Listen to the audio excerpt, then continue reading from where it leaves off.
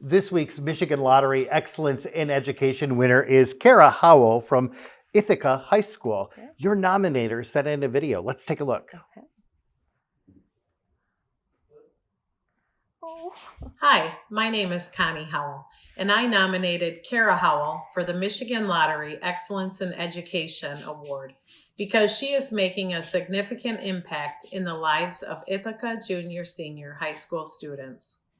Kera brings endless energy and a contagious positive attitude to the students in her crop science, ag science, and animal science classes, and has continued to grow the class sizes year after year.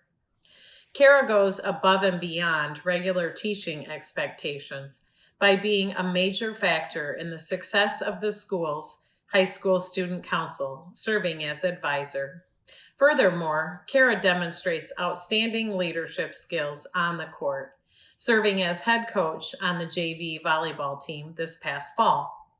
Kera definitely exemplifies what every educator should be, and I am proud to nominate her and believe she is deserving of the Michigan Lottery's Education of the Year Award because she represents the very best of the Michigan public school system. Thank you. Kera, what goes through your mind when you see that video? That's my mom. And honestly, I wouldn't be where I am today without her, or the support from both my parents. So I was racking my mind trying to think of who probably nominated me, and of course, it would be my mom. So I was blown away when I received this. I did not totally expect it to be here. I thought it was my principal, but seeing that it's my mom makes it so much more better. Yeah. Tell me why you do what you do.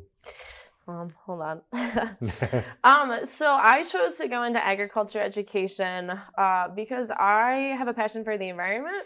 I have a passion for finding out where our food comes from and want to help kids in middle school and high school understand that they have an impact as a consumer and how we can learn more about agriculture in the state of Michigan. Michigan is the secondly most diverse state in the United States with agriculture. So that's anything from asparagus to apples, soybeans, corn, sugar beets. And we grow that all here in our state, right in some of their backyards, and they don't know about it. So that's one of the major drivers of my profession. And when you see a student get the concepts that you're teaching and understand how important agriculture is, what is that like for you? It's an awesome moment, especially because my mom grew up on a dairy farm. She chose not to go back and dairy farm because dairy farming is hard. Mm-hmm. And I have students who work on dairy farms or their families have dairy farms, and they know the struggles of it. So it's really rewarding to see students come full circle from saying, oh, there was corn growing in my backyard this year, field corn, and I had a steak last night. And cattle grazed that corn that was in my field that I could eat the steak then. So that's just one example. My favorite stories are when they go home and say, I told my parents this and they didn't know that. So they're already spreading information that they learned in class to people just at home that are close to them. Now you go above and beyond too, because you're volunteering in the school and doing extra things. Why do you do that? You could just do the minimum. Yeah, definitely. I like seeing students be successful, and I like working with students. They're long days.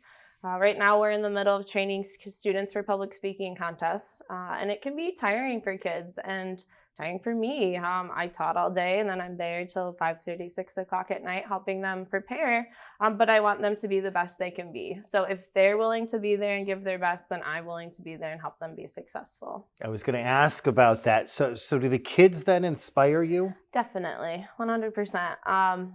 They come to school. Some of them come from obviously some different backgrounds than I grew up. I have, like I said, very supportive parents. Some do not. So seeing them come to school and make the choice to want to engage, want to learn, and be active in their learning is very, very inspiring. So you've been teaching for about 3 years now. Fast forward 10 years from now, and you have a student that comes to you and says, Miss Howell, what would you want them to say to you? I want to know what they've done. I want to know what they do after they leave high school, and I want to know what experiences they gain. I try to get students really excited about going into the world and doing some things, and being okay leaving maybe their hometown for a little bit.